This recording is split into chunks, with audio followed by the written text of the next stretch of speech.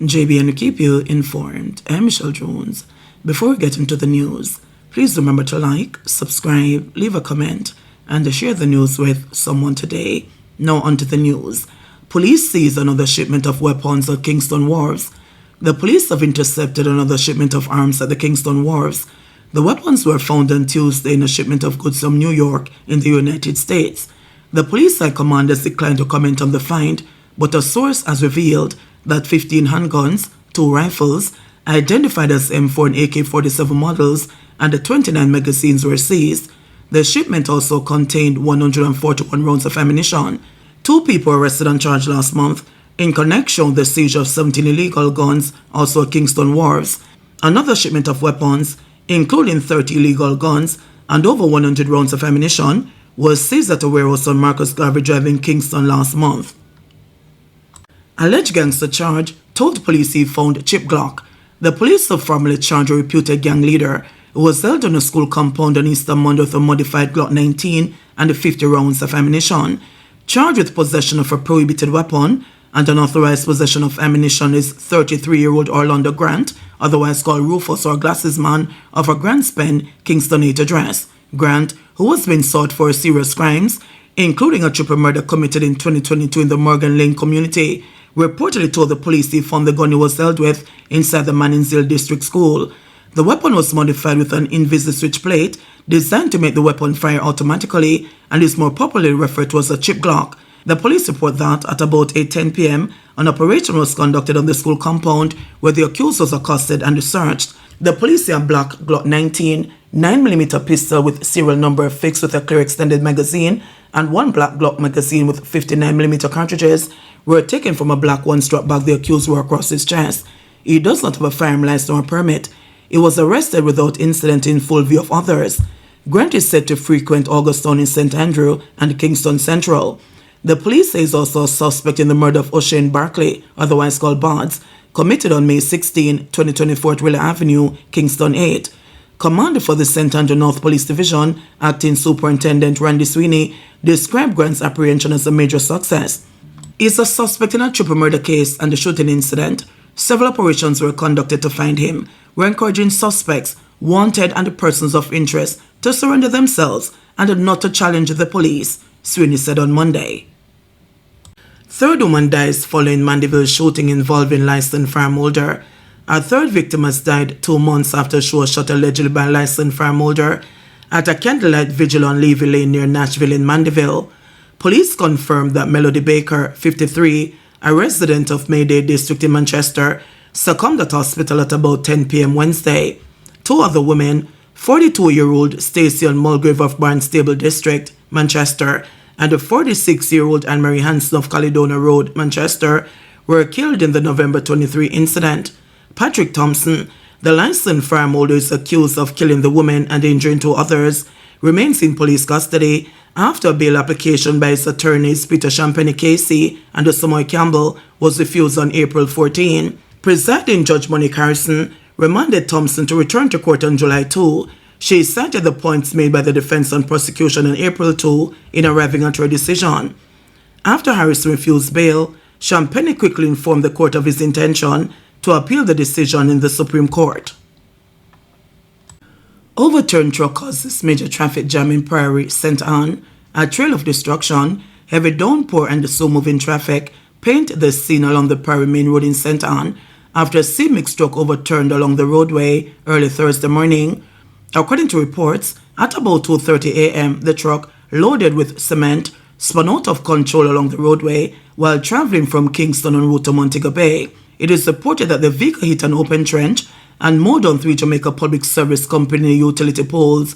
The large vehicle also destroyed a building housing a restaurant and a beauty salon. It's understood that the driver and the sidemen were not seriously hurt. A resident laid the blame squarely at the feet of the National Water Commission and its failure to close the open trenches that have been dug up for some months. The place where the people dig out these pipes and lay these pipes and dig up the highway, it causing havoc in the community because when the emergency vehicle passing, you don't have nowhere to turn off on the road go because it's a precipice over there. It's there one of the truck leak this morning and then get out of control and tear down the whole of the people in place up there. So we asking the authority if we want to come and fix the place them want to dig up down here. Right, to cost people life. The police them they not do the right job neither, because first of them make the grease them escape on the road. Instead of deal with it. Because the rest of the vehicle and driving at the grease and spread it all over the road. Jamaica's development will benefit the small man, says PM Holness. Prime Minister Dr. Andrew Holness has pushed back at critics who have claimed that the so-called small man is not benefiting from development within the country. Speaking at Wednesday's commissioning of the Parnassus irrigation system and launch of the Parnassus Agro Park in Clarendon, Dr. Holness stoutly defended his administration's policy of fostering inclusive development. He explained that small farmers, women, youth, and persons with disabilities will benefit from the land of Parnassus Agro Park.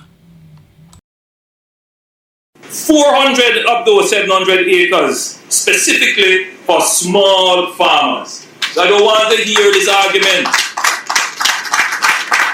that we're leaving out small man out of development. Rubbish! Everything that we do, we think about every sector of Jamaica. So we're making sure that our small farmers are incorporated and included right here at Parnassus. That's how we take care of our people. Yes. So 240 farmers were trained.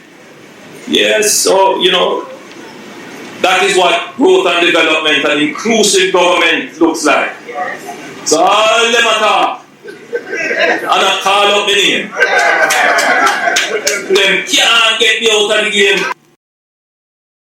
Clarendon on track to record fewer than 70 murders in 2025, say police. Head of the Clarendon Police, Senior Superintendent Shane McCullough, says the parish is on track to record fewer than 70 murders this year. He was speaking with Prime Minister Dr. Andrew Holness on the sidelines of the commissioning of the Parnassus irrigation system in Clarendon on Wednesday. Sir, how are you doing? I'm fine, sir. Fine. How is everything in this area? Everything, sir, I can say we are on track. For the first time in over 15 years, the division recorded a sub-70 in terms of murders. Yes. I thought you were aware. No, that's fantastic. That's been a remarkable achievement for the Clarendon division. So the first time in over 15 years, sub-70. So officially for this year, we have launched what we call Mission Sub-70. Mm-hmm. So that is our tagline, and it's what the tag that we put to it is it's not a number, it's about saving lives. So right now we are, since start of January, we have a 49% reduction in murders. Excellent. So our strategies that we have employed, they are continuous. So there's a follow-through from last year into this year. Our focus is on gang reduction because of that. And we're also pushing strongly our proactive component of policing, which is intelligence-driven. Excellent. And coupled with proximity policing. Excellent.